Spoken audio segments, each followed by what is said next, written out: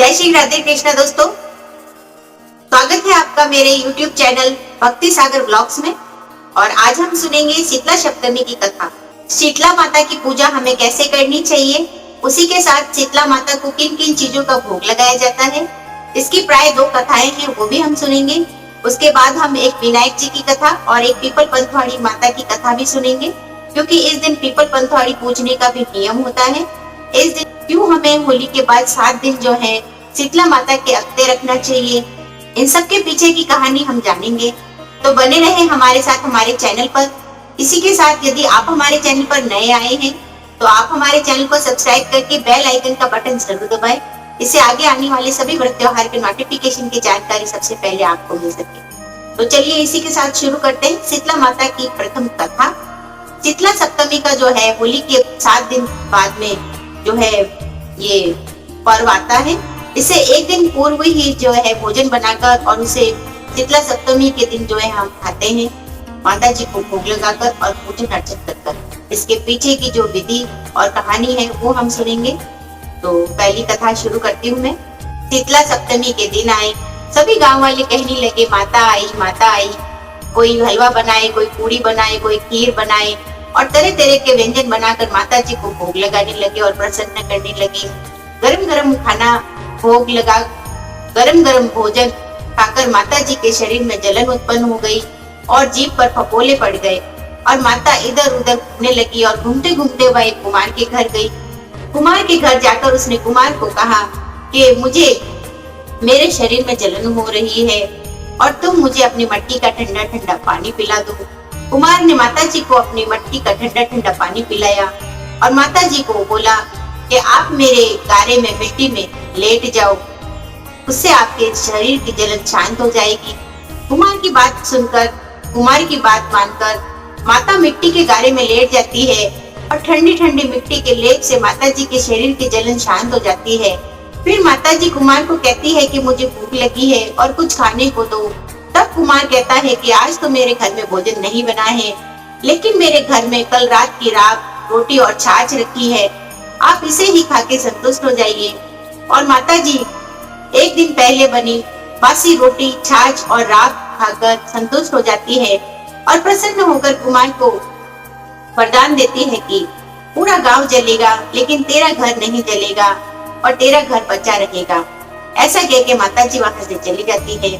थोड़े दिन बाद गांव में आग लगती है, पूरा गांव त्राही त्राही हो जाता है, लेकिन कुमार के घर को आज तक नहीं आती। यही देखकर सभी गांव वाले कुमार के पास आते हैं और उनसे पूछते हैं कि तूने क्या जादू टोटका टोना किया है जिससे तेरा घर तो बचा है लेकिन हम सबका घर जल के राख हो गया है। और कुमार कहता है कि मैंने कोई जादू टोटका टोना नहीं किया है, ये तो मेरी शीतला सप्तमी माता मेरे को प्रसन्न हुई है जब वो मेरे पास आई। जो तुम लोगों ने शीतला सप्तमी माता को गरम गरम भोजन का भोग लगाया, उससे माता की जीभ पे फपोले पड़ गए और शरीर में जलन हो गई। उससे माता मेरे पास जब आई तो मैंने उन्हें ठंडा ठंडा मटकी का शीतल जल पिलाया और अपनी मिट्टी के गारे में लेटने को कहा। तब माता जी के शरीर की जलन शांत हुई और भोजन में मैंने उन्हें बासी रोटी, छाछ और राख दी, जिससे वो प्रसन्न होकर मुझे उन्होंने वरदान दिया और मेरा घर महल बन गया। ये सुनकर गांव वाले कहते हैं कि अब माता कहाँ मिलेगी।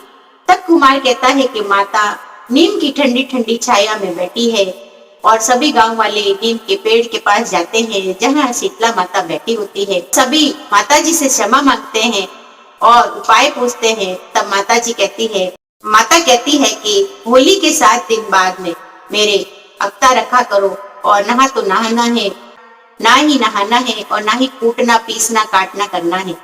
इसके बाद छठे दिन आप लोग भोजन बनाकर 7वें दिन ठंडे भोजन का भोग लगाकर और ठंडी ठंडी मटकी का पानी जो है उसका जल चढ़ाकर और उसके बाद ही सब उस प्रसाद को ग्रहण करें।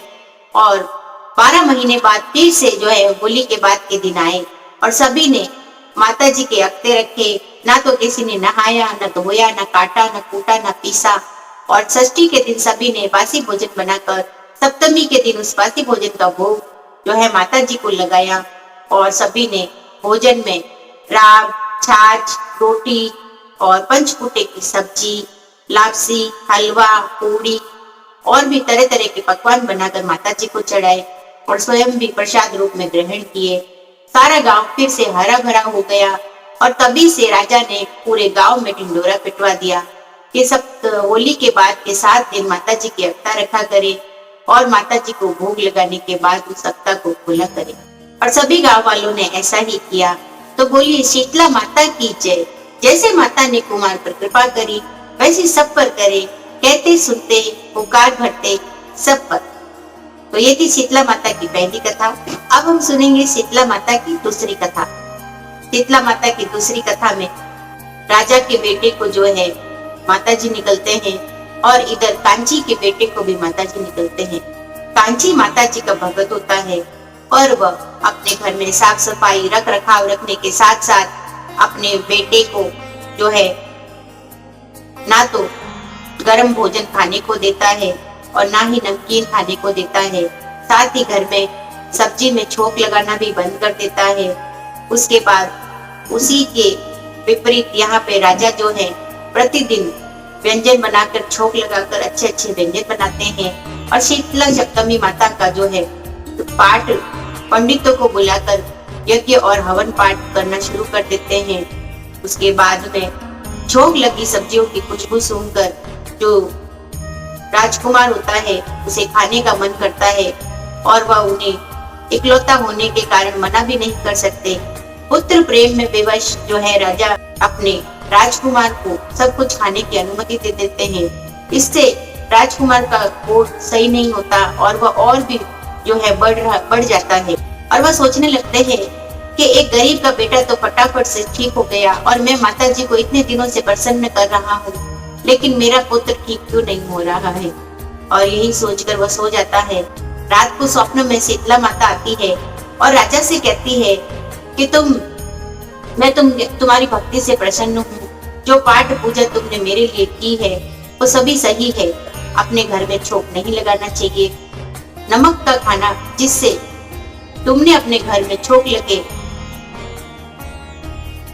तुमने प्रतिदिन जो है भोजन बनाने में तुमने प्रतिदिन छोंक लगाकर भोजन बनाया जिससे तुम्हारे पुत्र को खाने की लालसा हुई और नमकीन खाना खाने की वजह से जो है शरीर में खुजली बढ़ती है और इसी वजह से तुम्हारा पुत्र सही नहीं हो रहा है। और दूसरी ओर घर में जो भी बीमार हो उससे दूरी बनाकर रखनी चाहिए ताकि घर के बाकी लोग भी इससे ग्रसित ना हो। लेकिन तुमने इन नियमों का पालन नहीं किया और कांची ने इन सभी नियमों का पालन किया, इसीलिए उसका पुत्र सही हो गया। भगवती शीतला माता उसे ये सब बातें कहकर सभी बातों का पालन करने की आज्ञा देती है और लुप्त हो जाती है। दूसरे दिन राजा वैसा ही करता है। राजकुमार को अलग से रख रखाव में रखा जाता है और उन्हें जो है सादा खाना दिया जाता है। उसी के साथ घर में छोंक लगे भोजन बनना बंद हो जाते हैं।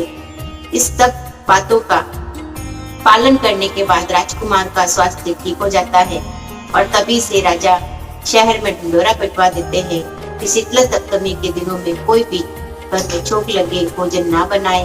यदि किसी को माताजी निकले तो उसे अलग रख रखाव में रखा जाए ताकि उसकी संगति से बाकी लोगों को भी जो है ये महामारी ना फैले। इन सब बातों को करने के बाद जो है तभी से सब इसका पालन करने लगते हैं। हे शीतला माता, जैसे आपने कांची के पुत्र को और राजा के पुत्र पर मेहर की वैसी सब पर करे, सबका भला करे और कहते सुनते हुकार भट्टे वालों का भी। तो ये थी दोस्तों शीतला सप्तमी की दूसरी कथा। इसके बाद हम सुनेंगे विनायक जी की कथा। विनायक जी की कथा में एक सास बहू थी और सास अपनी बहू को कुछ भी खाने को नहीं देती थी, इसीलिए वह प्रतिदिन घर से आटा ले जाती और तालाब से जल का लोटा भरती, पंसारी की दुकान से गुड़ लेकर और घी लेकर जाती। शमशान में जाकर वह मुर्दे पर रोटी बनाकर सेकती। गणेश जी की बूटी में चूरमा बनाकर गणेश जी को भोग लगाकर स्वयं जीव कर घर आ जाती। और इसी प्रक्रिया को देखते देखते गणेश जी एक दिन विचार करते करते अपने मुंह पर उंगली रख लेते हैं। अब पूरे गांव में हल्ला हो जाता है कि गणेश जी को किस बात की चिंता हुई है और सभी प्रयास करते हैं। राजा उस पर इनाम रखते हैं कि जो भी गणेश जी की चिंता मिटाएगा उसको मैं आधा राज्य दूंगा। सभी प्रयास करते हैं लेकिन सभी विफल हो जाते हैं और बहू ये सुनते ही सास से कहती है कि मैं भी कोशिश करना चाहती हूँ। तब सास कहती है कि पूरे गांव ने, बड़े बड़े जादूगरों ने जो कोशिश की लेकिन वो कुछ नहीं कर पाए, अब तुम क्या कर लोगी। किवाड़ बंद करके गणेश जी से बातें करने लगती है कि घी में आटे मेरे घर का लाई, तालाब से पानी लिया, पंसारी की दुकान से गुड़ घी लिया और मुर्दे पर सेक कर रोटी बनाई, आपकी ऊटी में चूरा तो आपको भोग लगाया, इस पर भी आपको आपत्ति क्यों हो रही है। और यही सुनकर गणेश जी खिलखिल हंसने लगते हैं और उनके मुंह से उंगली हट जाती है और वह किवाड़ खोल देती है। यह देखकर सभी लोग जो है आश्चर्य में पड़ जाते हैं कि बहू ने ऐसा क्या किया, जो गणेश जी की चिंता मिटा दी। और वह सभी बातें सबको बताती है और उसके बाद में सभी प्रतिदिन व्यंजन बनाकर गणेश जी को भोग लगाते हैं और राजा अपना आधा राज्य बहू को देते हैं। हे गणेश जी महाराज, जैसे उस बहू पे प्रसन्न हुए वैसे सब पे होना, सुनने वाले, सुनाने वाले और हुंकार भरने वाले सब पर। तो ये थी गणेश जी की कथा। इसके बाद हम सुनेंगे पीपल पंथवाड़ी की कथा। इस दिन पीपल पंथवाड़ी भी पूजी जाती है। तो एक सास गंगा जी नहाने जाती है और बहू से कह के जाती है कि मैं वापस आऊं तब तक तुम जो है छाछ और दूध दही बेचकर पैसे बनाकर रखना। और वह ऐसा कहकर निकल जाती है। दूसरे दिन बहू छाछ दूध दही बेचने निकलती है तो रास्ते में पीपल पंथवाड़ी माता को जो है स्त्रियां पूज रही होती है। तब वह उनसे पूछती है कि ये क्या कर रही हो। तब वह कहती है कि पीपल पंथवाड़ी पूज रहे हैं और वह उनसे पूछती है कि इससे क्या होता है। तब सभी स्त्रियां कहती है कि धन धान्य की वृद्धि होती है और निपुत्री को पुत्र होता है, सभी मनोकामनाओं की पूर्ति होती है। तब वह कहती है कि तुम तो जल से सींच रही हो और मैं दूध दही से सींचूंगी। वो पीपल में दूध चढ़ा देती और दही पंथवाड़ी माता को चढ़ाकर घर आ जाती। ऐसे करते करते महीना व्यतीत हो जाता है और महीना पूरा होने के बाद वह चिंता में पड़ जाती है कि अब सासू जी दाम मांगेगी तो मैं उन्हें क्या। और वह जैसे ही सो रही होती है पीपल पंथवाड़ी माता उसके स्वप्न में आती है और उससे पूछती है कि तुम चिंता में क्यों पड़ी हो। तब वह कहती है कि मेरी सास गंगा जी माँ के आने वाली है और वो दाम मांगेगी तो मैं क्या दूंगी। सारा दूध दही तो मैंने पीपल पंथवाड़ी माता को चढ़ा दिया। तब माता जी कहती है कि उठो, ये भाटे ढूंढे पान तंदूरे गैर सांगरी पड़े हैं, जितने चाहे ले लो और मेरे पास तो यही है। और वह टोकरे में जितने गैर सांगरी भाटे ढूंढे जितने भी भर पाती है वो भर लेती है और पौल के कूड़े में आके रख देती है। दूसरे दिन जब सास उससे दाम मांगती है तो वह कहती है कि पौल के कूड़े में पड़े हैं और सास जाकर देखती है तो वहाँ पर हीरे मोती जगमगा रहे होते हैं। और वह बहू से कहती है चोरी करी कि डकैती करी, इतना धन कहाँ से लाई। और वह कहती है कि मैंने तो कोई चोरी करी न डकैती करी, ये तो सब मेरे माता जी प्रसन्न हुई हैं। और वह बहू से कहती है कि मैं भी अगर इतना धन मिलता है तो मैं भी पीपल पंथवाड़ी माता को दूध दही सींचूंगी। अगले वर्ष फिर चैत्र का महीना आता है और वह पीपल पंथवाड़ी माता को दूध दही चढ़ाती है और महीना पूरा होने पर वह सोच में पड़ जाती है। पंथवाड़ी माता के पास जाकर लेट जाती है। पंथवाड़ी माता उसे भी दर्शन देती है और कहती है कि मेरे पास तो ये पान ततूरे भाटे ढूंढे पड़े हैं, जितने चाहे ले जाओ। और वह तो बड़े बड़े ढाढ़स भाटे और पान ततूरे लेकर जैसे तैसे पौल के कुएं में आकर रख देती है और बहू से कहती है कि बहू मुझसे दाम मांग। बहू कहती है कि कभी सास से भी कोई दाम मांगता है और वह जिद पे अड़ जाती है कि नहीं, तुम्हें तो दाम मांगने ही पड़ेंगे। तब बहू कहती है कि सासू जी दाम लाओ और वह कहती है कि पौल के कूड़े में पड़े हैं। बहू जाकर देखती है तो वहाँ कीड़े मकोड़े किलबिला रहे होते हैं और सारी गंदगी पड़ी होती है। तब सासू यह देखकर आश्चर्यचकित रह जाती है और वह कहती है कि पीठ पाटनी दोगली माता, तुझे तो धन दिया और मुझे कीड़े मकोड़े दिए। और पंथवाड़ी माता कहती है कि बहू तो सद की भूखी सींचे और तू धन की भूखी सींचे, इसीलिए बहू के धन हुआ और तेरे कीड़े मकोड़े हुए। तब सास बहू के पैर पड़ती है और बहू कहती है कि नहीं सासू जी, मैं पढ़ूं आपके पैर, आप छुओ पंथवाड़ी माता के पैर। और दोनों पंथवाड़ी माता के पैर छूती है और हे पंथवाड़ी माता, जैसे आप बहू को टूटी वैसी सब पे टूटना और जैसी सास को टूटी वैसी किसी को मत टूटना। कहते सुनते पुकार भरते सबका भला करना। तो बोलो पीपल पंथवाड़ी माता की जय। इसके बाद हम लोभिये थोपे की कथा भी सुनेंगे, जिससे ये पूरी कथाओं का संपूर्ण जो है फल मिलता है। अगर हम लोभिये थोपे की कथा नहीं कहते हैं तो इससे कहानी का आधा फल मिलता है। तो सुनते हैं लोबिया थोबिया की कथा।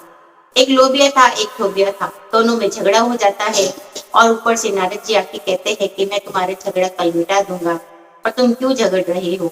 लोबिया कहता है मैं बड़ा और थोबिया कहता है मैं बड़ा। तब लोबिया कहता है कि मैं प्रतिदिन सवा सेर का हलवा बनाकर टाली हिलाकर भगवान को भूख लगाकर छीनता हूँ, इसीलिए मैं बड़ा हूँ। और थोबिया कहता है कि नहीं, मैं प्रतिदिन भगवान का नाम जप करता रहता हूँ, इसीलिए मैं बड़ा हूँ। और नारद जी कहते हैं इसका फैसला मैं कल करूंगा। दूसरे दिन नारद जी सूरज भगवान की 100 करोड़ की मुंदड़ी ऊपर से नीचे फेंकते हैं और लोबिया सवा सेर का हीरा बनाकर टाली हिलाकर भोग लगाकर मुंदड़ी देखकर भी नहीं लेता कि कौन इसका परपच पाले और मैं इसका ध्यान रखूंगा या फिर हलवा खाऊंगा, और वो अपने हलवा खाने बैठ जाता है। इधर थोबिया तपस्या करते करते सोचता है कि मुंदड़ी किसी ने देखी नहीं है, इससे अच्छा है इसको मैं ही ले लूं। गोडे के नीचे मुंदड़ी दबाकर और वह तपस्या करने लग जाता है। इतने में नारद जी आते हैं कि कौन बड़ा। लोबिया कहता है कि मैं बड़ा और थोबिया कहता है कि मैं बड़ा।